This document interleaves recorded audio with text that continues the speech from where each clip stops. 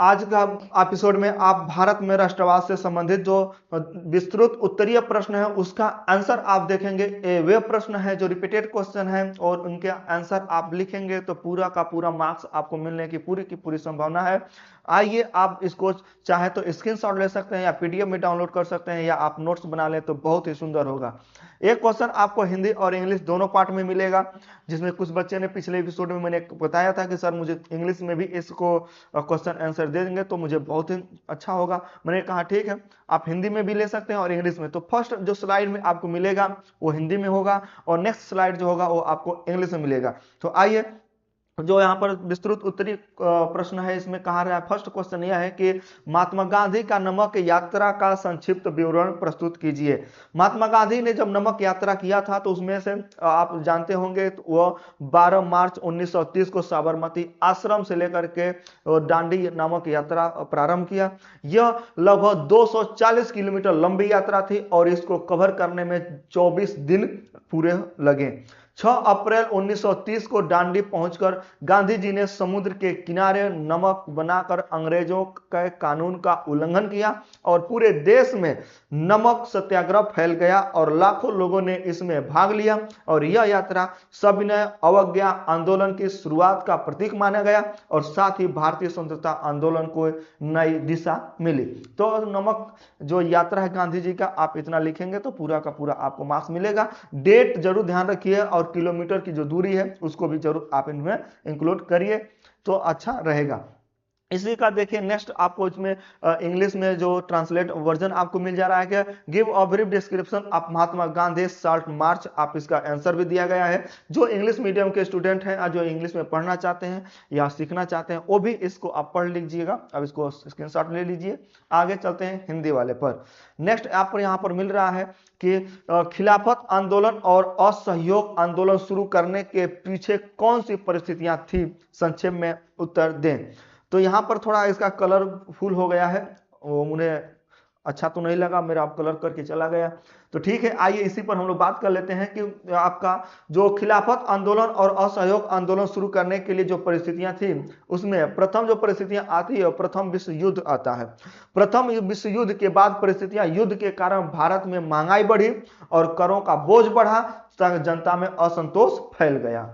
दूसरा इसमें आता है कि रौलक एक्ट। रौलक एक्ट कब आता है, तो एक नंबर का ऑब्जेक्टिव टाइप का क्वेश्चन पूछा जा सकता है कि रौलक एक्ट इंडिया में कब लाया गया या भारत में कब आया, तो उसका एग्जैक्ट आंसर होगा 1919 में आया।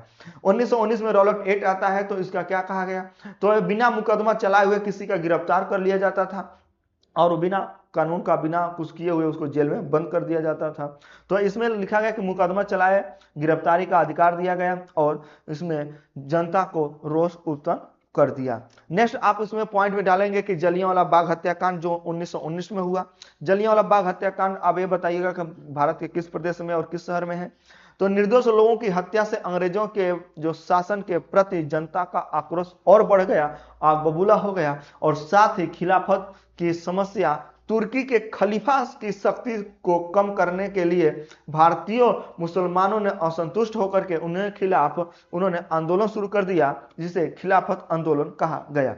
हिंदू मुस्लिम एकता का प्रयास, महात्मा गांधी ने दोनों समुदायों को एकजुट करने में उन्होंने खिलाफत आंदोलन का समर्थन किया और वही ब्रिटिश शासन की दमनकारी नीतियां, अन्यायपूर्ण कानूनों और अत्याचारों के ने असहयोग आंदोलन की आवश्यकता पैदा की और अंततः महात्मा गांधी ने हिंदू और मुस्लिमों को मिला करके और भारत के सभी गरीब मजदूर किसान और सभी वर्गों को मिलाकर के असहयोग आंदोलन खड़ा कर दिए। नेक्स्ट आप इसी का देखेंगे वर्जन इंग्लिश में भी आपको मिल जाएगा। सेम चीज वही चीज लिखी गई है। आप इंग्लिश मीडियम वाले चाहें तो आप इसको आप लिख सकते हैं और इसको स्क्रीनशॉट ले सकते हैं। आते हैं हिंदी वर्जन पर। नेक्स्ट क्वेश्चन आपको है कि असहयोग आंदोलन कब चलाया गया और इस आंदोलन के किन्हीं दो कारणों की विवेचना कीजिए। तो आप यहां पर लिख सकते हैं कि असहयोग आंदोलन महात्मा गांधी द्वारा 1920 में चलाया गया। असहयोग आंदोलन के दो कारण, पहला कारण आपको रौलट एक्ट है। इस कानून के तहत बिना मुकदमा चलाए लोगों को गिरफ्तार कर लिया जाता था और इससे भारतीय जनता को असंतुष्ट हुए और उनके अंदर रोष फैल गया। दूसरा इसमें कारण आप डालेंगे कि जलियांवाला बाग हत्याकांड जो 1919 में ही हुआ था। अमृतसर के निर्दोष लोगों की हत्या अंग्रेजों की शासन की क्रूरता को उजागर किया और जनता को आंदोलन के लिए प्रेरित किया। तो इतना आप लिख लेंगे, इस क्वेश्चन का पूरा आंसर हो गया। अब इसका इंग्लिश वर्जन भी आपको मिल गया है, आप चाहें तो इसको स्क्रीनशॉट ले ले। आते हैं नेक्स्ट क्वेश्चन पर दिया कि भारत छोड़ो आंदोलन कब शुरू हुआ और इन्हें किन्हीं 3 कारणों का उल्लेख कीजिए। भारत छोड़ो आंदोलन 1942 में महात्मा गांधी द्वारा चालू किया गया था। तो यह कब हुआ? तो भारत छोड़ो आंदोलन 8 अगस्त 1942 को महात्मा गांधी ने चालू किया था। 1 नंबर का ऑब्जेक्टिव टाइप के क्वेश्चन पूछे जा सकते हैं, आप इसको याद कर लीजिए, लिख लीजिए। नेक्स्ट अगर जो आप इसमें लिखते हैं तो भारत छोड़ो आंदोलन के 3 कारण थे, उसमें से फर्स्ट आप एडी डालेंगे क्रिप्स मिशन।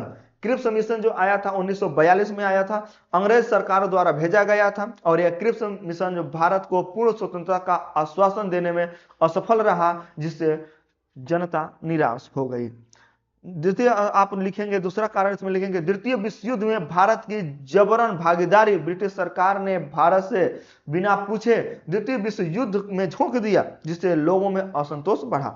यानी कि दूसरा जो विश्व युद्ध हुआ, भारत के जो राजनीतिक लोग थे वहां से लोगों ने बिना परामर्श लिए हुए, बिना पूछे हुए अचानक भारतीयों को उसमें शामिल कर दिए, जिससे भारत के लोगों में असंतुष्ट फैला और लोगों ने उसका विद्रोह कर दिया।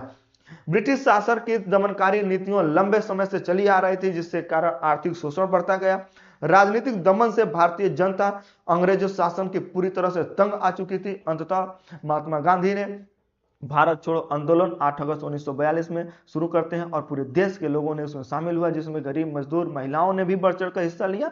तो ऐसे रहा भारत के आंदोलन।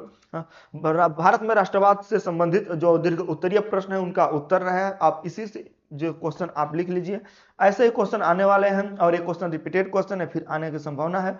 आगे हम लोग मिलते हैं नेक्स्ट एपिसोड में, तब तक के लिए आप बहुत बहुत धन्यवाद। पढ़ते रहिए, याद करते रहिए, एग्जाम नजदीक आ चुका है। बहुत बहुत धन्यवाद।